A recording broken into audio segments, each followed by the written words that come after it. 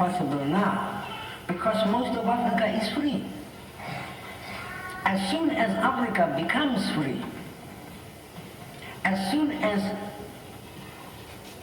African people in this country can perceive themselves as people who can be proud of their heritage, racism will change in this country. You will not have any more Forsyth counties. But that can only happen when Africa is free.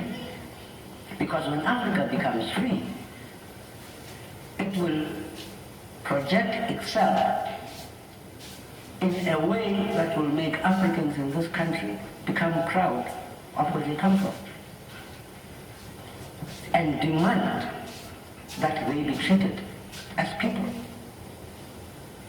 I have often heard people in this country, I've been in this country since '72. When I first came here, people did not want to be associated with Africa. You could get killed for saying a person was African. But over the years, I've seen more and more people willing to associate themselves with Africa. So when we talk about the African personality, first and foremost, we're talking about the need to be free. African people the world over want to be free. That is first and foremost what we're talking about when we're talking about the African personality. And it is imperative that the African people should be free in order for them to unite. African people are preoccupied with unity. You hear talk of black on black crime, which is basically a racist concept. You see, you never hear about white on white crime or yellow on yellow crime. You only hear about black on black crime. It's a fundamentally racist concept. But we are concerned about this thing called black on black crime because we are concerned about helping kill each other. You hear a lot, for instance, about the struggle in occupied Tanzania, where they say blacks are killing other blacks. You see, according to racists, Africans are not allowed to be human. Africans are not allowed to have criminal behavior like everybody else. We are supposed to be perfect, or as they would like to portray us, to be inferior. In a war situation, it becomes imperative for people to kill each other. It happened in Norway. Norwegians killed other Norwegians who were collaborating with the Germans. It happened in France. It happened in the Netherlands. But you see, those were white people. So it was all right for them to kill each other in fighting against their enemy. But we are not supposed to do that.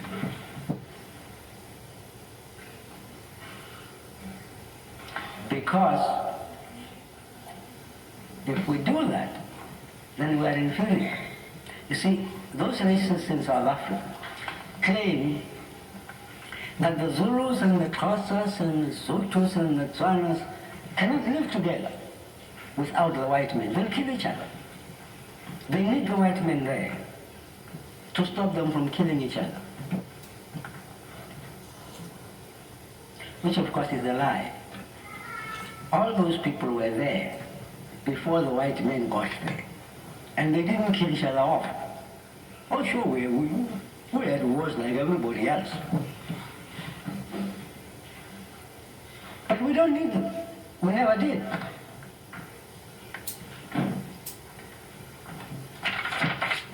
At the back of the program here, there's a quotation from Kwame Nkrumah. It says, the history of colonial liberation movements shows that the first essential thing is organization. Some may say unity, but unity presupposes organization. At least there must be organization to unify the country. One person cannot do it, a few leaders cannot do it. But when the masses and the leaders share common ideals and purposes, they can come together in an organization regardless of tribal or other differences to fight for a cause. When you have a common cause, you can unite. And right now, the African common cause is freedom, and the African people are united. Of course, there are those who are intimidated, who believe that you cannot defeat the white man. And in order for the people to be united in action for a common cause, they have to liquidate those. They have to remove them because they are impeding the common cause. So the second item in African personality is a sense of unity. The other day I was thinking, we don't have a word for unity in our African languages. There is no African language that I know that has an equivalent to unity. Because the concept of unity is the same as society. We believe in unity to the extent to which we live it. And we therefore don't need a word for unity. Because as a people, we live in unity. That's the second characteristic of the African personality. The third is thoroughness. It's a very interesting thing. The most ardent Christians are Africans. The most ardent Democrats are Africans. The most ardent communists are Africans. Africans are whatever they espouse, they take it wholeheartedly. They don't leave anything out. I think it is Professor Clark who said that white people are not capable of democracy. They're not capable of being Christians. Because they always have this something that does not allow them to immerse themselves completely. Yet, that's what Africans do. When you get an African who's a Democrat, he goes all the way. You get one that is a communist, he goes all the way. You get one that is a Christian, he goes all the way. Name it. Whatever the African espouses, he espouses wholeheartedly. These are the three cardinal characteristics of the African personality.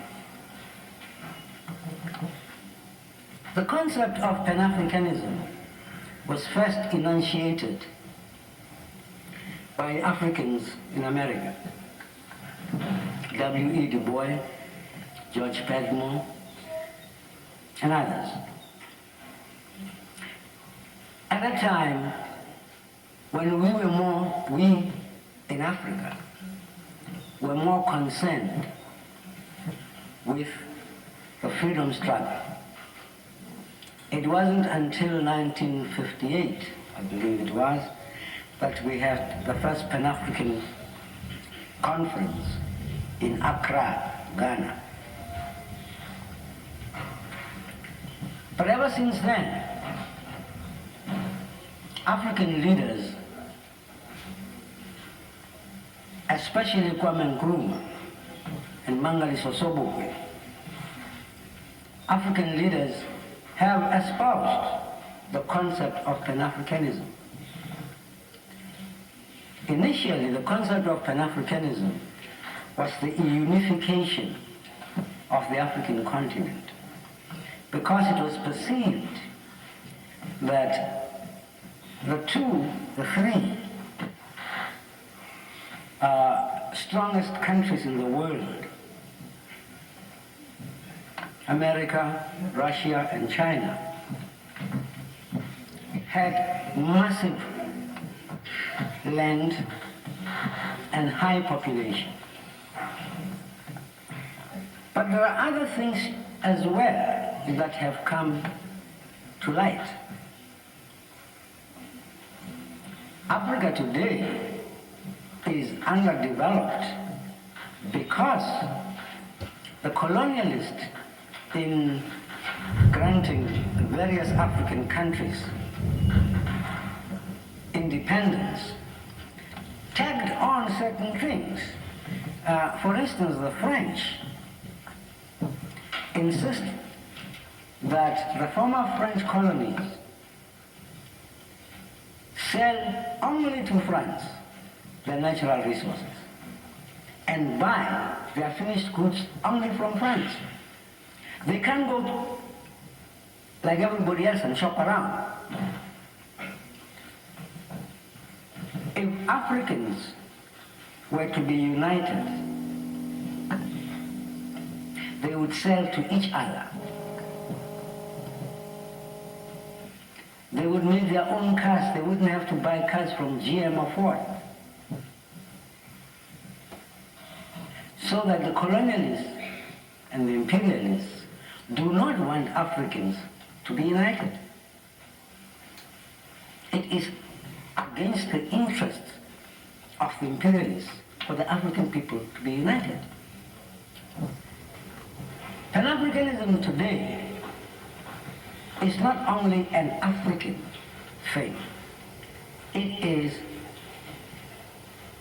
the consciousness of all African people, from Soweto to Los Angeles,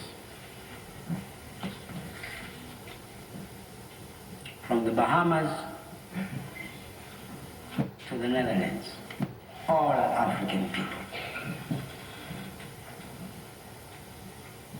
One of the reasons why Ronald Reagan doesn't want Azania to be free is because he knows that when Azania becomes free,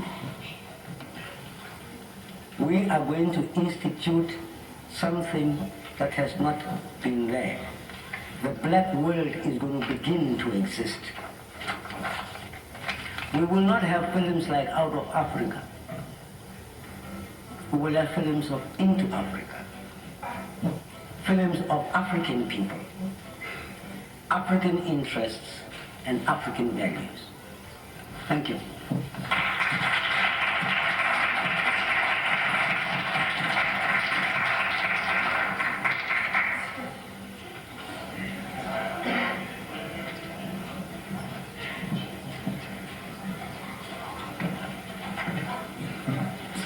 Thank you, my brother. We will try to move on fast as possible because of time. First of all, we want to say to those students and non-students who would like to know more about the All African People Revolutionary Party, number one, we have free literature on the table. Take a copy of it, if you will, please. Number two, we will sponsor an orientation on Sunday at 6 p.m. in room 329 in the library. We would also like to say that the AKAs is sponsoring a program on black women on Sunday at 3 p.m.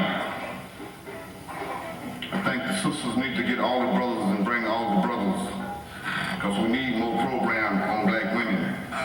Matter of fact, we need more research on black women. Seriously, we need more research. We need more literature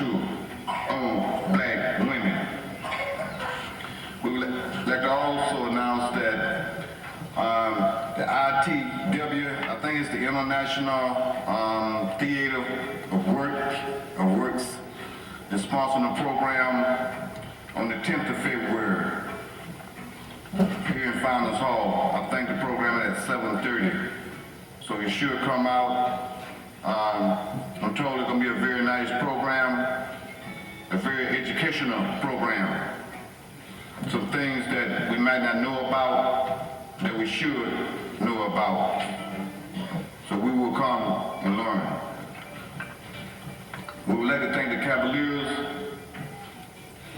for coming and seating our guests and for other functions that they do throughout the campus.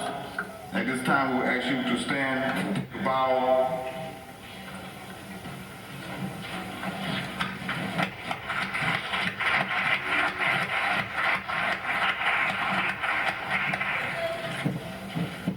We would like to thank Dr. Mallory for donating the tapes for the recording of this program. We would like to thank all our supporters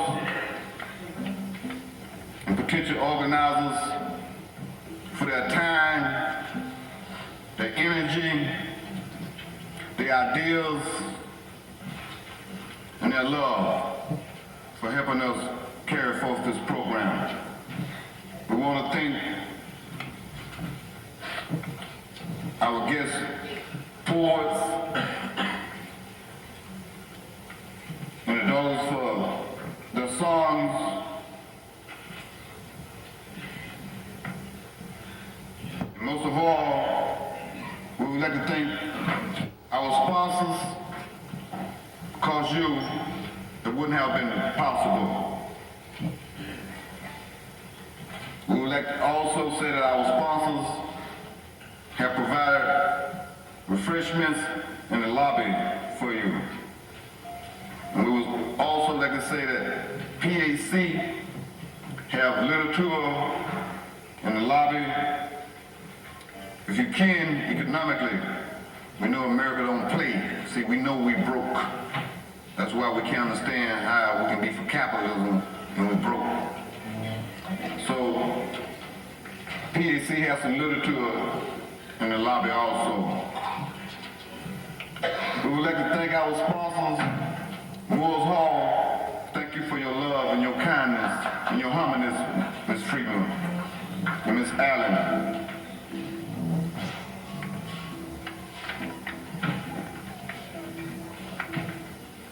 Watson Hall, Ms. Hurd, we love you, and we'll be coming down there to do some programs.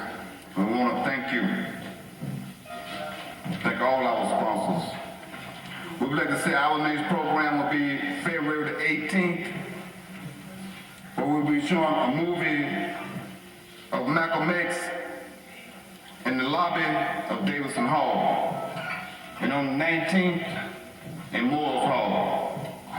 So those of you who would like to know more about Brother Malcolm X, the Prince of Peace, who America will have you to hate without even knowing him, come to learn more about the brother.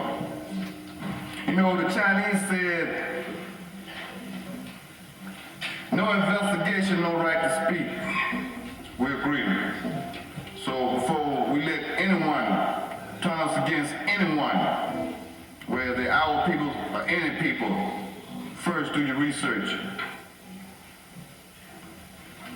At this time, we would like to bring to you the finest and the oldest reggae group that we have in the area at this particular time. But we would like to say that reggae music is growing. It's growing.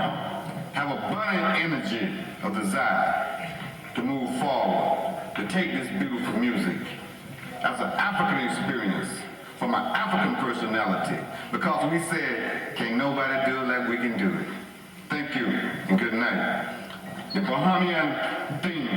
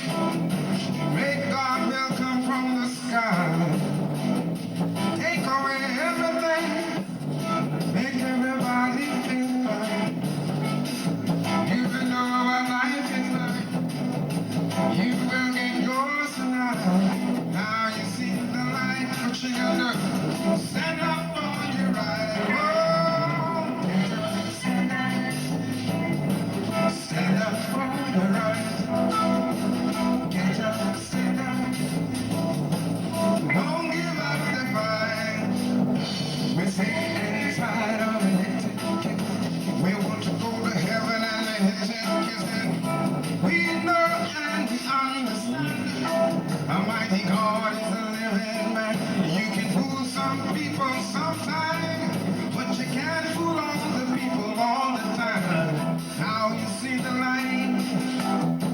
Stand up for your right. Oh, get up, stand up. Stand up for your right. Get up, stand up. Don't give up the fight. Oh, we say inside of the hit. We want to go to heaven and oh, we know and we understand. Almighty God is a living man. And you can fool some people sometime, but you can't fool all the people all the time. Now you've seen the light. Stand up for your right. Oh, get up, stand up. Stand up for your right. Yeah. Get up, stand up. Don't give up the fight. Wally, Wally, Wally.